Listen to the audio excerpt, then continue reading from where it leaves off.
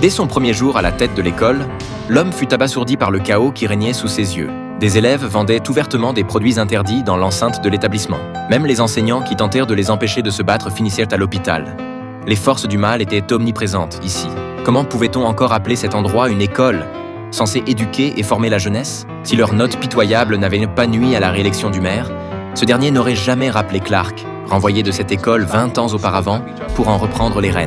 En effet, 20 ans plus tôt, les méthodes éducatives de Clark étaient uniques en leur genre, et les résultats de ses élèves figuraient toujours en tête du classement provincial. Mais à l'époque, de nombreuses politiques, jugées néfastes pour les étudiants par Clark, n'avaient pu être mises en œuvre. L'école, soucieuse de ses intérêts, avait fini par voter l'éviction de Clark. Sans surprise, il avait été muté dans une petite ville reculée pour y enseigner. Le directeur de l'époque n'était autre que l'actuel maire, débordé par les soucis. En constatant à quel point l'endroit avait changé depuis son départ, Clark sentit la colère monter en lui. Lorsque l'ancien directeur tenta de le flatter, il lui rétorqua sans ménagement. « Tu penses peut être capable de diriger cette école?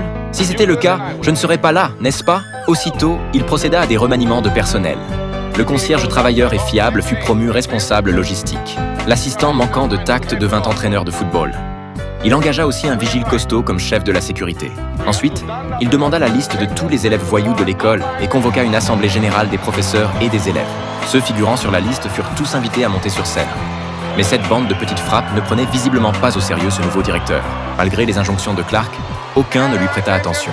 Certains lui jetèrent même des déchets. Face à ces parasites impénitents, il annonça tout de go. « Vous êtes tous virés ». La décision de Clark fut accueillie par un tonnerre d'applaudissements dans la salle. Cependant, il mit en garde les autres élèves de ne pas crier victoire trop vite. S'ils ne se comportèrent pas bien, ils seraient les prochains sur la liste. Clark les avertit qu'un examen blanc aurait lieu dans 2 semaines. Il ne s'agissait pas seulement d'obtenir une bonne note, mais surtout de maîtriser ses compétences de base, indispensables pour s'en sortir dans cette société. Sinon, seule la délinquance et la mort les attendraient au tournant. Bien sûr, virer 300 élèves d'un coup était du jamais vu dans les annales de l'éducation. Pire encore, l'école allait devoir affronter la pression de plus de 300 familles. Le lendemain, les parents des exclus débarquèrent à l'école, fustigeant Clark de leur déclarer la guerre. Ce dernier ne nia pas, mais répliqua qu'un seul caca de rat pouvait gâcher toute une marmite de soupe. Alors que dire de 300? Il admit que c'était effectivement une guerre. Une guerre pour sauver les 2700 autres élèves. Les parents des non-exclus applaudirent avec enthousiasme. Clark ajouta que si certains trouvaient ça injuste, ils n'avaient hâte qu'à accompagner leurs gamins à l'école pour voir ce qu'il y faisait chaque jour. Ces propos déclenchèrent une nouvelle salve d'acclamations. C'est ainsi que Clark quitta les lieux d'un pas désinvolte.